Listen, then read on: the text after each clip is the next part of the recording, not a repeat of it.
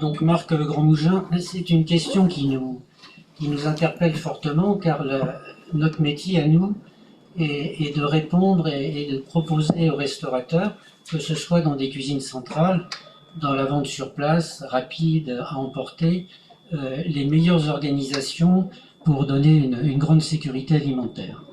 Et c'est avec grand intérêt qu'on a organisé cette rencontre aujourd'hui, qui nous éclaire sur vos façons de travailler, les problématiques que vous rencontrez, problématiques que pour la plupart nous rencontrons au quotidien sur des projets différents certes, mais les problématiques sont les mêmes.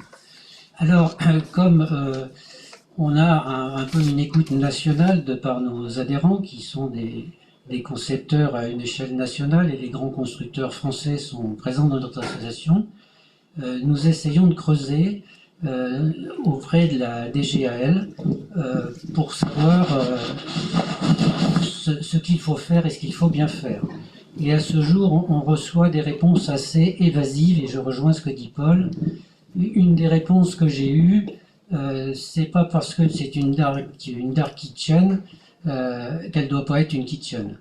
En clair, sous-entendu, si vous faites des plats préparés à l'avance, vous devriez être soumis à la réglementation des plats fabriqués à l'avance. Par contre, si, et j'en discutais, j'en parlais avec Paul, si on est sur de la vente rapide comme à emporter, comme ça existe déjà, c'est plus la même réglementation. Si on est traiteur, il y a encore une autre réglementation.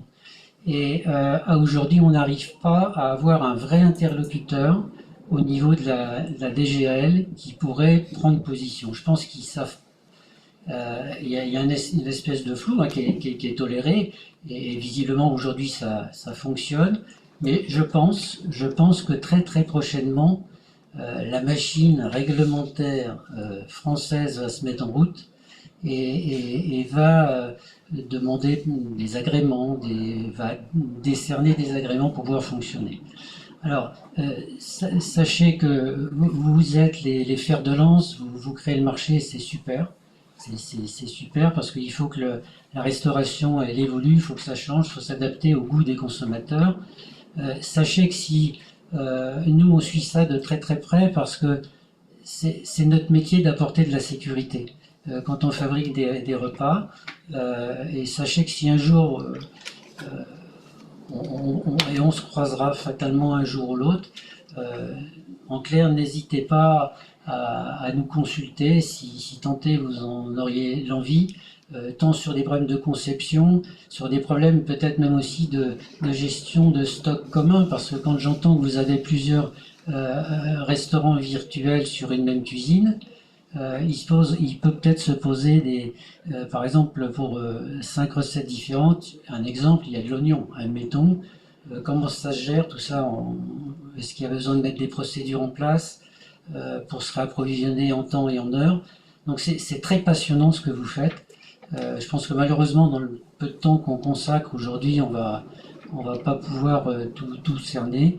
Mais sachez en tout cas que nous sommes prêts, si vous le souhaitez, à prolonger le débat, la discussion pour qu'ensemble on fasse des choses bien. Merci Marc. On va, comme on a énormément de questions qui vont être posées,